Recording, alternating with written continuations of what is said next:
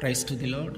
ఈరోజు దేవుడు మనకిచ్చినటువంటి వాగ్దానం ఏంటంటే యెషయా గ్రంథము 30వ అధ్యాయము 18వ వచనం.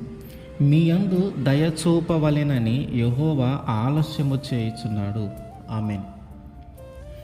తప్పు చేసిన వెంటనే శిక్షింపబడకపోవటాన్ని బట్టి, పాపము చేసిన వెంటనే మనము మరణించకపోవటాన్ని చూసి ఇక మనల్ని ఎవరు ఏం చేయలేరు, దేవుడు లేడు, ఏమి లేడు, ఒకవేళ ఉంటే ఈ చేసిన పాపాన్ని బట్టి ఎప్పుడో చనిపోవలసిన వాళ్ళము, కానీ ఇంకా మనం బ్రతికున్నామంటే దేవుడు లేడు, ఏమి లేడు అని అనుకుంటూ తమ యొక్క ఆ పాపపు జీవితాన్నే కొనసాగిస్తూ ఉన్నటువంటి స్థితిలో కానీ నీవు ఉంటే, నీవు తెలుసుకోవాల్సిన విషయం ఏంటంటే దేవుడు నీ యందు దయ చూపించాలని ఆలస్యం చేస్తూ ఉన్నాడు.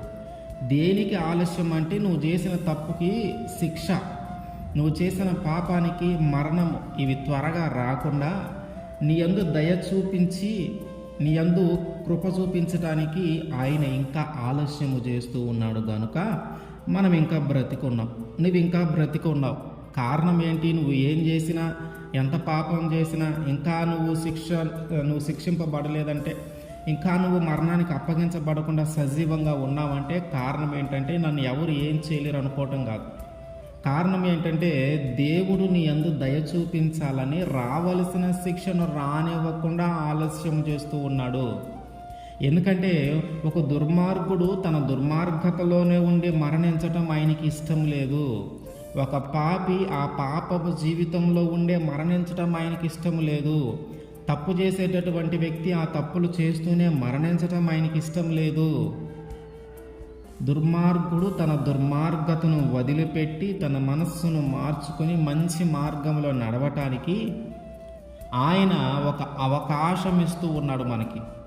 ఎందుకు మనం శిక్షింపబడట్లేదు, ఎందుకు మనము ఇంకా ఒక వ్యాధికి అప్పగించబడలేదు, ఒక మరణానికి అప్పగించబడలేదు అంటే ఆయన మనకు ఒక అవకాశం ఇస్తూ ఉన్నాడు. మన జీవితాన్ని సరిదిద్దుకుంటామని, మనం చేసిన తప్పును సరిదిద్దుకుంటామని, మనం చేసిన పాపమును సరిదిద్దుకుంటామని దేవుడు ఒక అవకాశం ఇస్తూ ఉన్నాడు. అందుకనే ఆయన ఆలస్యం చేస్తూ ఉన్నాడు. ఎప్పటికైనా మారతాడేమో, ఈ రోజైనా మారతాడేమో, ఈసారైనా ఆ పాపం చేయకుండా ఉంటాడేమో, ఈసారైనా ఆ తప్పు చేయకుండా ఉంటాడేమో, ఈసారైనా ఆ మనుషులను కలవకుండా ఉంటాడేమో అనే ఆలోచనతో నీ మీద దయ చూపించటానికి, నీ ఎడల కృప చూపించటానికి ఆయన నీ మీదకి రావాల్సినటువంటి శిక్షణ రానివ్వకుండా ఆలస్యం చేస్తూ ఉన్నాడు. లేదంటే ఈ పాటికి ఎప్పుడో మనం చేసిన తప్పులకి, మనం చేసిన పాపానికి ఎప్పుడో మనం సమాధిలో పెట్టబడి ఉండాల్సిన వాళ్ళం. కానీ ఇంకా సజీవంగా ఉన్నామంటే కేవలం ఆయన దయ మన మీద ఉందని, కేవలం ఆయన కృప మన మీద ఉందని. ఎందుకు అంత దయ చూపిస్తూ ఉన్నాడు, ఎందుకు అంత కృప చూపిస్తూ ఉన్నాడంటే మన తప్పును మనం తెలుసుకొని మన ప్రవర్తనను మార్చుకుంటామని, మన పాపమును మనం గ్రహించి దాన్ని వదిలిపెట్టి మంచిగా జీవిస్తామనే ఒక ఆశతో ఆయన మన ఎడల ఆ దయ చూపిస్తూ ఉన్నాడు. నినివే పట్టణపు ప్రజలు వాళ్ళందరూ కూడా పాపము చేసి దేవుని యొక్క కోపానికి కారణమయ్యారు. ఇక వీళ్ళని ఉపేక్షించలేదు. వీళ్ళు చేసిన పాపము దేవుని దృష్టికి బహుఘోరమైపోయింది. ఇక నేడో రేపో అన్నట్టుగా ఒక శిక్ష రావాల్సిన పరిస్థితి. అటువంటి పరిస్థితుల్లో యోనాని దేవుడు పంపించి ఇదిగో 40 రోజుల్లో ఆ నినివే పట్టణాన్ని నాశనం చేయబోతూ ఉన్నాను. కారణము వాళ్ళు చేసిన పాపమే, వాళ్ళు జీవించిన ఆ పాపపు జీవితమే, వాళ్ళు చేసిన తప్పులే వారి మీదకి ఒక శిక్ష రావటానికి వారు చేసిన పాపమే కారణము. ఇదిగో 40 రోజుల్లో ఆ పట్టణం అంతా నాశనం కాబోతుందని వారికి తెలియజేయి, వారికి ఒక అవకాశం ఇస్తూ ఉన్నాను, వారికి ఒక ఛాన్స్ ఇస్తూ ఉన్నాను. వాళ్ళు మారారా? ఓకే. మారలేదంటే మాత్రం 40 రోజులకు ఆ పట్టణం నాశనం చేయబడుతుంది. ఆ విషయం వారికి తెలియజేయమని యోనాని పంపించాడు. అట్లాగే ఈరోజు నీవు చేస్తున్నటువంటి పాపమును మానుకొనమని, నువ్వు చేస్తున్నటువంటి తప్పులను మానుకొనమని దేవుని వాక్యం ఈరోజు నీ దగ్గరకు వచ్చింది. నాశనము ఎప్పుడు రాబోతుందో మనకి తెలియదు, కానీ వాక్యం అయితే ముందుగానే వచ్చి హెచ్చరిస్తూ ఉంది. నువ్వు మారు, నీ తప్పును నువ్వు తెలుసుకో, నీ పాపం నువ్వు తెలుసుకో. ఇక నువ్వు అటువైపు వెళ్ళొద్దు, నువ్వు ఆ పాపము చేయొద్దు, నువ్వు ఆ దుర్మార్గతలో ఉండిపోవద్దు. నువ్వు బయటికి వచ్చేసేయి, నీ తప్పును నువ్వు తెలుసుకొని నువ్వు బయటకు వచ్చేసేయి, నీ పాపమును నువ్వు గ్రహించి బయటకు వచ్చేసేయి. ఇక ఒక నూతనమైన జీవితాన్ని జీవించడానికి దేవుడు నీకు ఒక అవకాశం ఇచ్చాడు. దాన్ని సద్వినియోగం చేసుకొని నీ ప్రవర్తనను, నీ ఆలోచనను, నీ తలంపులను అన్నిటినీ మార్చుకొని చక్కగా జీవించడం ప్రారంభిస్తే అప్పుడు ఆయన నీ మీదికి రావాల్సినటువంటి శిక్షను రానివ్వకుండా తప్పిస్తాడు. నినివే ప్రజలకి ఆ వార్త ఎప్పుడైతే అందిందో వెంటనే వారందరూ కూడా చేసిన గొప్ప పని ఏంటంటే ఉపవాసం ఉండి ప్రార్థించారు. చిన్నపిల్లలు లేదు, పెద్దవాళ్ళు లేదు, వృద్ధులు లేరు, అందరూ సమానంగా, సైనికుడు, రాజు ఇద్దరు. సాధారణంగా రాజులు పెద్దగా ఉపవాసం ఉండరు, ఈ కింద వాళ్ళందరూ ఉపవాసం ఉండి ప్రార్థన చేస్తూ ఉంటారు. కానీ ఇక్కడ రాజుతో సహా, దేశాన్ని పరిపాలించే వ్యక్తితో సహా ఉపవాసం ఉన్నారు. ఆఖరికి పశువులకి కూడా మేత వేయకుండా వాటి నోటికి చిక్కాలు పెట్టారంట. అంటే ఎంత కఠినమైన ఉపవాసము వాళ్ళు ఆచరించారు. అంటే వారు చేసిన పాపము వారికి అర్థమైంది, వారు చేసిన పాపమును వారు గ్రహించారు, వారు చేసిన తప్పులను వారు గ్రహించి ఈ పాపమును బట్టి, ఈ దోషమును బట్టి, మనం చేసిన అతిక్రమములు బట్టి దేవుడు మన మీదకి ఒక శిక్ష రానివ్వబోతూ ఉన్నాడు. మనం ఇంకా నశింపబడలేదంటే, మనం ఇంకా ఒక వ్యాధులతో ఈ యొక్క దేశము, ఈ యొక్క పట్టణము నశించలేదంటే, ఈ యొక్క పట్టణం ఇంకా కాపాడబడుతూ ఉందంటే, ఈ యొక్క పట్టణం ఇంకా రక్షింపబడుతూ ఉందంటే, ఈ దేశం ఇంకా నాశనం కాలేదంటే కారణము దేవుని యొక్క ఉగ్రత ఇంకా మన మీదకి రాకముందే దేవుడు మన మీద దయ చూపిస్తూ ఉన్నాడు, మన ఎడల కృప చూపిస్తూ ఉన్నాడు. కనుక ఆయన మనకు ఒక అవకాశం ఇస్తూ ఉన్నాడు మార్పు చెందటానికి. వాళ్ళు ఆ విషయం గ్రహించారు.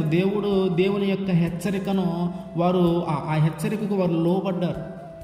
ఈరోజు ఆ స్థితిలో నీవు ఉండి దేవుని వాక్యానికి కానీ నువ్వు లోబడితే, దేవుని యొక్క హెచ్చరిక కానీ నువ్వు లోబడితే నీ జీవితాన్ని నువ్వు మార్చుకోగలుగుతావు. నీ జీవితాన్ని దేవుడే మారుస్తాడు ఆయన మాటకు నువ్వు లోబడితే. ఆయన మాటకి ఎప్పుడైతే నువ్వు లోబడతావో నీ మీదకి రావాల్సినటువంటి శిక్షను రానివ్వకుండా ఆయన తప్పిస్తాడు. ఎప్పుడైతే నినివే ప్రజలు వారి యొక్క తప్పులను తెలుసుకొని, వారి యొక్క పాపములను తెలుసుకొని ఉపవాసము చాటించి అందరూ ఉపవాసం ఉండి దేవుడిని ప్రార్థించి అడిగి పశ్చాత్తాపంతో వాళ్ళు దేవుని దగ్గర తమ పాపములను ఒప్పుకొని దుఃఖించి ఏడుస్తూ ఉన్నారో, వారందరి ఏడుపును, వారందరి దుఃఖాన్ని, వారి అందరి ప్రార్థనను దేవుడు విని వారి మీదకి రావాల్సినటువంటి శిక్షను రానివ్వకుండా ఆపివేశాడు. అంటే ఆలస్యము జరుగుతుంది కనుక ఇక మనకి ఎవరు ఎదురు లేరు, ఆలస్యం అవుతుంది కనుక ఎవరు మనల్ని ఏం చేయలేరు, మనం చేసేది ఎవరు చూస్తూ ఉన్నారు, మనం చేసేది ఎవరికి తెలుస్తూ ఉంది, ఇక్కడ ఎవరు లేరు కదా, మనం ఒక్కలేమే ఉన్నాం కదా, మన ఇద్దరమే ఉన్నాం కదా, ఇంకెట్లా తెలుస్తుంది అనే ఆలోచనలో ఆ పాపము చేసేవారు ఉన్నారు, అనే ఆలోచనలో తప్పు చేసేవారు ఉన్నారు. వారందరూ తెలుసుకోవాల్సిన విషయం ఏంటంటే, నువ్వు చేసే ప్రతిదీ ఆయనకి తెలుస్తుంది. ఆయన సర్వాంతర్యామి, ఆయన అన్ని చోట్ల ఉంటాడు. ఆయన కనుచూపు ఈ లోకమందంతటా తిరుగుతూ ఉంది. ప్రతి వ్యక్తిని ఆయన చూస్తూ ఉన్నాడు. ఇది గ్రహించి ఇంకా ఆయన చూస్తూ ఉన్నా కూడా ఇంకా మన మీదకి ఎందుకు శిక్ష రాలేదు, మనం చేసిన పాపానికి ఎందుకు ఇంకా మన మీదకి శిక్ష రాలేదు అని ఆలోచిస్తే, ఆయన మన ఎడల దయ చూపిస్తూ ఉన్నాడు కనుక, ఆయన మన ఎడల కృప చూపిస్తూ ఉన్నాడు కనుక, ఆ దయను బట్టి, ఆ కృపను బట్టి దేవుడు మన మీదకి రావాల్సినటువంటి శిక్షను వెంటనే రానివ్వకుండా ఆలస్యం చేస్తూ ఉన్నాడు. ఎందుకు ఆలస్యం చేస్తూ ఉన్నాడంటే, ఒక అవకాశం ఇస్తూ ఉన్నాడు ఎప్పటికైనా మారతావని, ఒక అవకాశం ఇస్తూ ఉన్నాడు ఇప్పటికైనా నీ తప్పులను సరిదిద్దుకుంటా. నినివే ప్రజలకి అవకాశం ఇచ్చాడు, వారు వారి జీవితాలను మార్చుకున్నారు కనుక వారి మీదకి రావాల్సిన శిక్షను దేవుడు రానివ్వకుండా తప్పించాడు. మనము కూడా మన జీవితంలో మనం చేసే పాపమునికి, మనం చేసే తప్పులను బట్టి దేవుడు ఇస్తున్న అవకాశాన్ని మనం సద్వినియోగం చేసుకొని మనము మన పాపములను ఒప్పుకొని పశ్చాత్తాపంతో మన పాపములన్నింటినీ ఒప్పుకొని ఆయన సన్నిధిలో మనం నిలవబడితే, ఆయనకి మనల్ని అప్పగించుకుంటే మన మీదకి రావాల్సినటువంటి శిక్షను కూడా ఆయన రానివ్వకుండా తప్పిస్తాడు. ఆలస్యము జరుగుతూ ఉంది కనుక ఆ సమయం అయిపోయేలోపే, అంటే దేవుని ఉగ్రత మన మీదకి రాకముందే మనం జాగ్రత్త పడాలి. దేవుని ఉగ్రత రాకముందే జాగ్రత్త పడాలి. సొదొమ గొమొర్రా మీదకి ఆ ఉగ్రత వచ్చింది, ఆ వచ్చే వరకు వాళ్ళు ఎవ్వరూ ఏమీ గ్రహించుకోలేకపోయారు. ఆ పట్టణము కాల్చివేయబడింది. మనం అట్లాంటి స్థితిలో ఉండొద్దు. మనము నినివే వారి లాగా మన దోషములను, మన పాపములను మనం గ్రహించి దేవుని హెచ్చరికకు మనము లోబడి మన యొక్క ప్రవర్తనను మనం మార్చుకొని మన యొక్క పాపములను మనం వదిలిపెట్టి ఆయనకి కానీ మనము మన పాపమును క్షమించమని అడిగితే ఆయన మనల్ని క్షమిస్తాడు. మన మీదకి రావాల్సినటువంటి ఉగ్రతను రానివ్వకుండా మనల్ని రక్షిస్తాడు. ఆమేన్.